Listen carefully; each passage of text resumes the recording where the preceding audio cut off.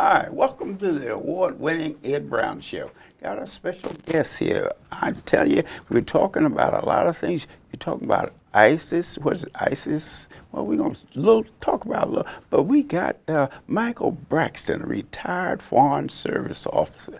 Now, he should know a little bit about Foreign Service, maybe ISIS too. But anyway, we're going to get into a lot of things. And welcome, Michael, to the Ed Brown Show. Thank you very much, Mr. Brown. And you're retired and everything, and somebody's always bothering you to do something, right? Well, that was the case. That was the case a few years ago, indeed.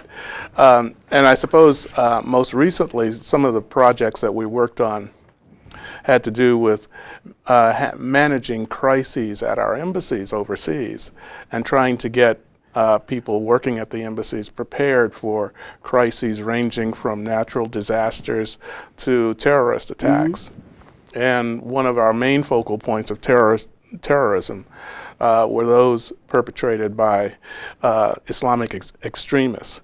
So yes, indeed, we know a little bit about folks who comprise ISIS and some of their predecessors in Al-Qaeda. Well, some people don't know, as far as ISIS is concerned, what is it? What's the makeup of that? Some people say, well, they got French in there, they got some Americans in there, they got a mixture of races. Well, that's a very good question, actually. What we know, or what we think we know, as far as I can see, is that Al-Qaeda had a much narrower base of people from outside the Middle Eastern region, a few, one or two from Western Europe, perhaps people who were cooperating in Africa, and maybe one or two from the United States, if that many. ISIS seems to have broadened the appeal. The people who are experts in this area aren't precisely sure why there is such a there's a broader appeal on the part of ISIS as opposed to Al-Qaeda. But I suppose that's kind of an academic point next to what that cooperation, what kind of advantage that cooperation will bring to ISIS in terms of its ability to take over territory in the region, or take over territory, not take over territory, but to launch attacks in Western Europe or the United States. They have funding too. Where did this come from? That's even a harder question to answer, but there are people, wealthy people in some of the Middle Eastern states, wealthy people, wealthy entities that are sympathetic to ISIS, insofar as ISIS might represent larger Sunni interests in Iraq.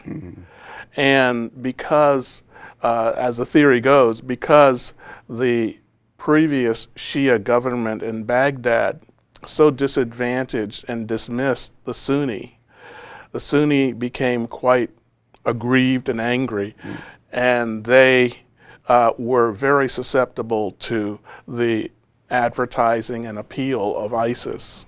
Now that many of those Sunni tribes and villages are under ISIS control, it's believed that they will grow less and less, or I should say more disenchanted with ISIS, because that is a very strict brand of Islam.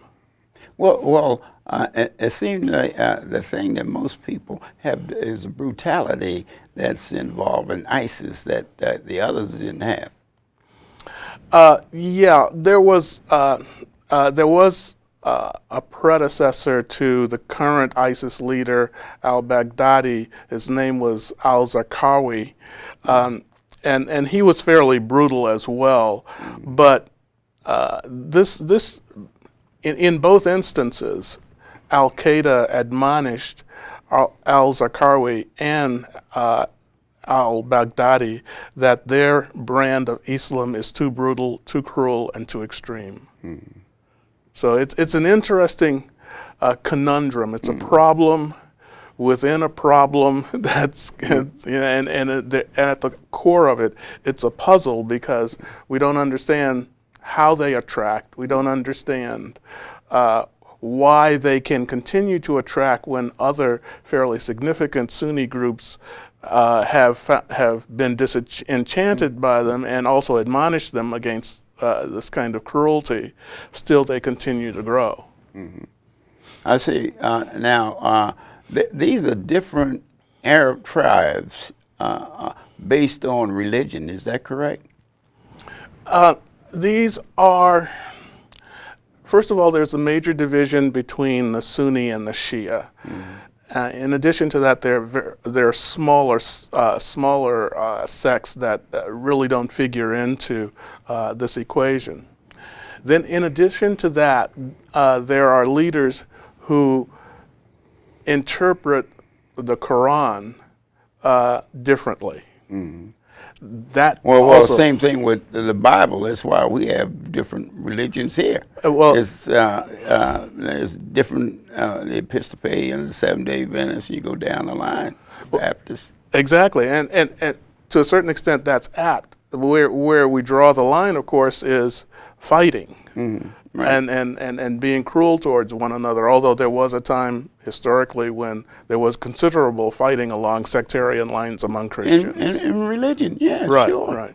Yeah. But I suppose there are some who think that there is a civil war in Islam that is inexorably drawing in states in Western Europe and the United States, even when we're determined not to be drawn in, simply because of the way they prosecute their wars, who gets hurt incidentally by observing the wars, and also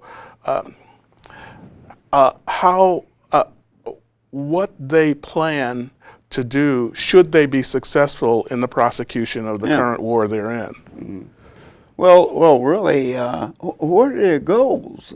Is it to take property physically or spread the religion? And that's an excellent question, and it's one I would really like to see explored a little more in our coverage of these tragic events in the Middle East. There is a concept called a caliph, and a caliph is a political and spiritual leader in Islam whose purpose is to dictate what is correct and proper in terms of interpreting what the Quran stipulates as a good as a good life. And usually usually people interpret things for their own benefit, whether it's financial or whatever. Well, indeed, that's the case. And currently there is no caliph, but al-Baghdadi, the current leader of ISIS, is vying for leadership and ultimate ascension, if you will, to the office of Caliph of Islam. Were he to succeed, then that would mean what he says is the law of the caliphate, which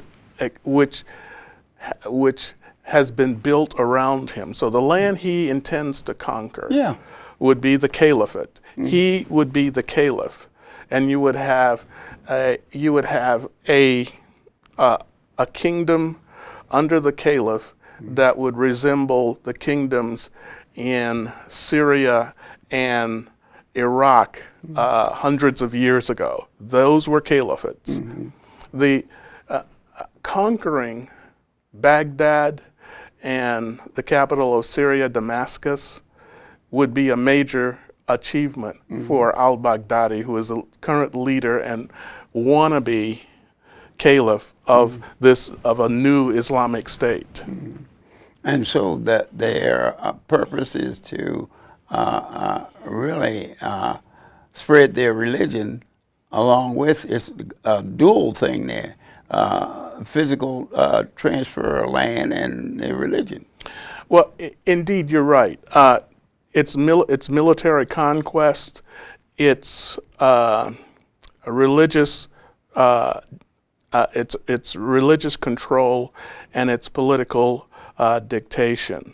So those three things together, which were part and parcel of what Damascus had and what Baghdad had about, I would say, 1,000 years ago, 900 years ago. That's what he's trying to see. What do you think the fact that what if a country like Russia gets involved in it? What's in it for them? You know, everybody knows basically as far as the money is concerned and the ammunition and all of that, it costs money. And someone is supplying them with the latest weaponry. This is an interesting question, and I don't really know the answer to that. All I can do is speculate.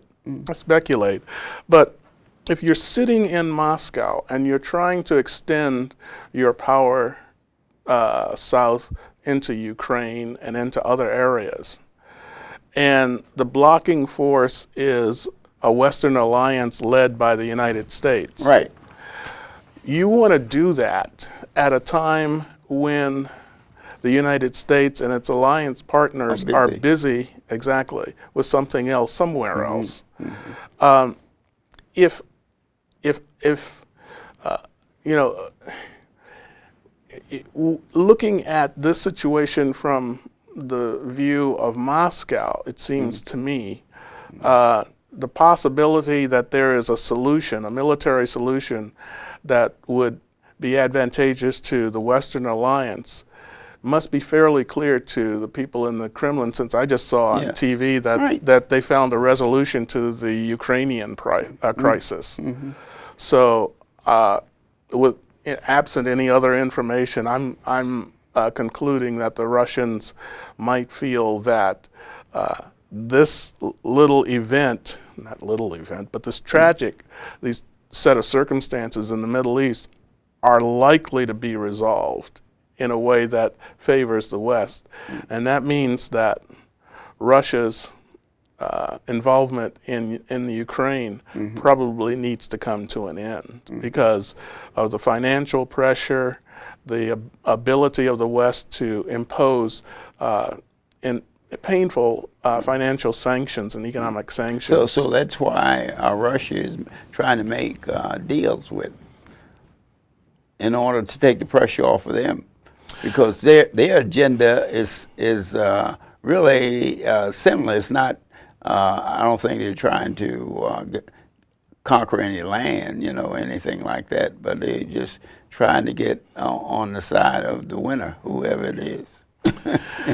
Well, you know, that might be so, but Russia historically has been what most political scientists call an expansionist power, and it has engaged in a number of wars and brought the Baltic states, Georgia, the Ukraine, and other peripheral territories under its control. I remember when I was in school, I studied Georgia, and that may be an interesting example. Georgia is almost at a crossroads where there were not several, but perhaps 2 or 3 major Islamic powers, and often they invaded Georgia because Georgia was Christian. And at some point during the reign of Catherine the Great in Moscow, the Georgians appealed to Russia as the great Christian state that bordered Georgia on the north for Russian protection. And Georgia has been involved in one way or another Russia has been involved one way or another in Georgian politics ever since the middle of the 1700s. Because recently Georgia was when Russia made physical moves that they blocked off the Black Sea, so that Georgia really couldn't get any help from the West. And also one characteristic of the expansionist strategy that some people notice in Russian history is to populate certain regions with Russians. Right. And then claim that those people are under severe pressure from the legitimate government. And if the legitimate government doesn't acknowledge what may very well be a falsehood on the part of the Russian government, then the Russians have a justification. Exactly, for stacking troops on the border, right. And then intervening. Mm-hmm. Right. And that's happened. That happened not only in Georgia, where they had two enclaves that they had to protect. They claimed they had to protect, but that's also true of the beginning of the Russo-Japanese War in 1904, 1905. Right. The Russians actually sent troops in disguised as lumberjacks, and once the to establish citizenship, was it? Not this time. Just simply to establish a right to harvest lumber in Manchuria.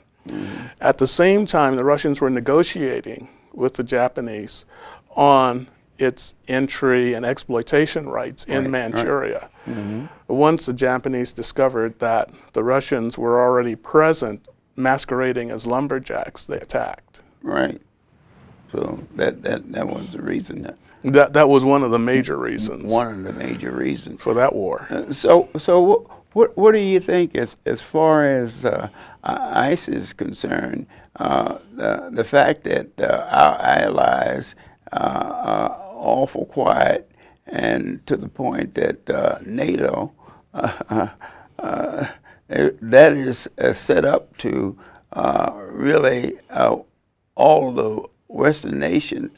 The other nations will work together to fight off any problems that like they have now. But NATO seems to be sitting back, letting the United States take the physical brunt of it.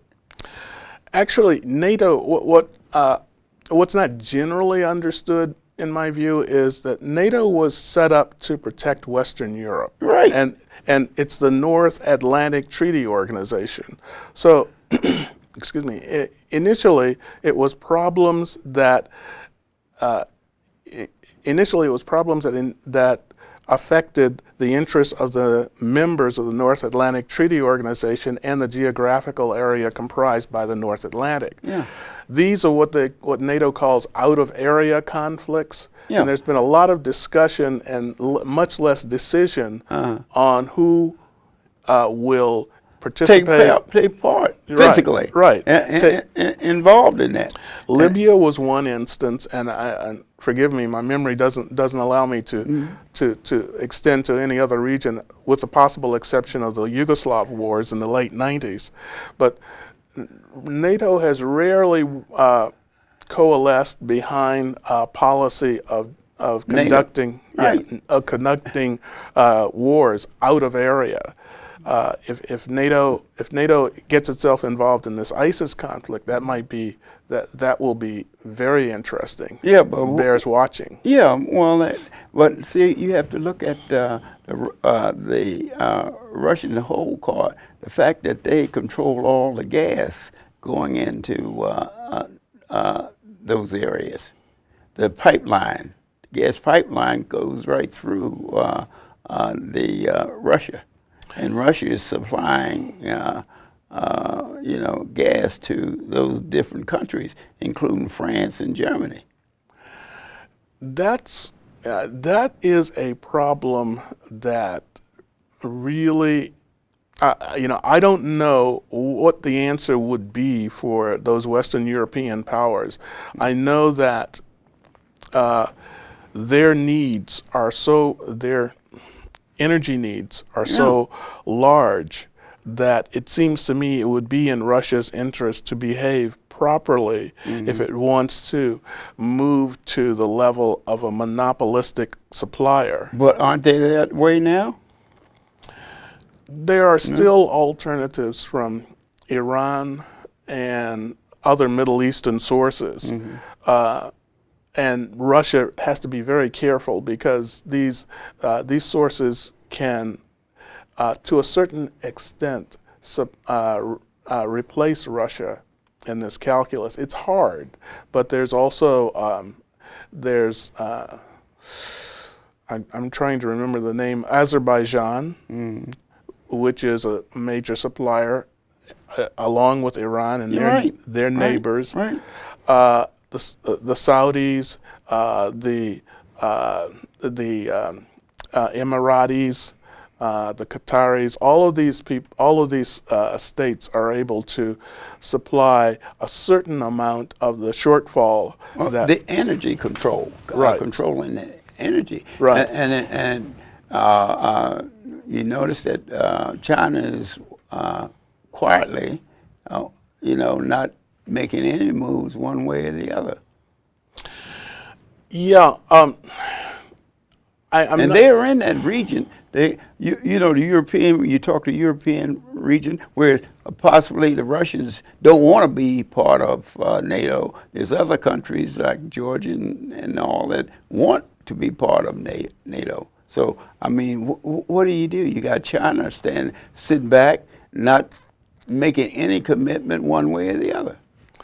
China, Russia, and countries like India. India has an observer status in an organization called the Shanghai Cooperative Organization, SCO.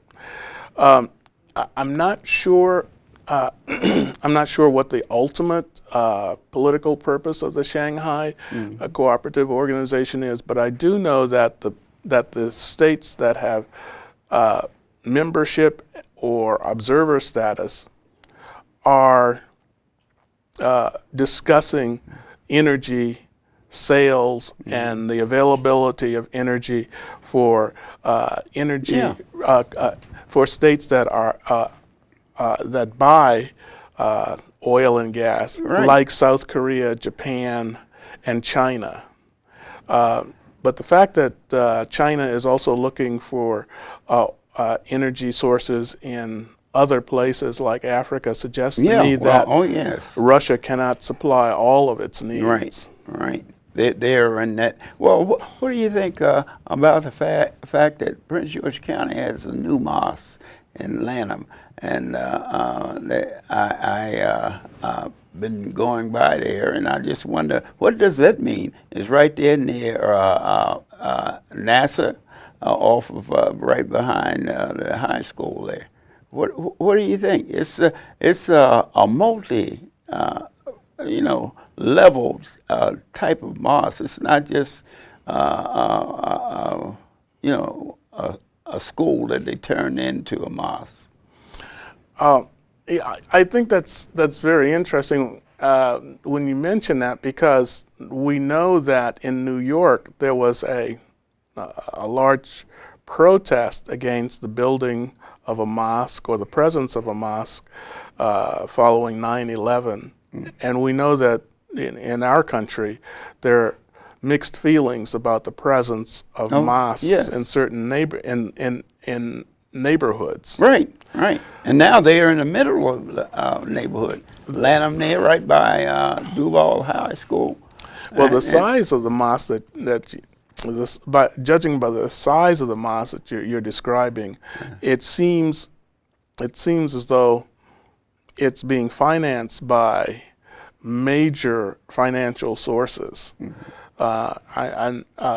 If pressed, I would say it has to be a major oil-producing state that's financing it and guaranteeing its financial viability. Because it's been quiet, awful quiet, and then the neighbors seems to,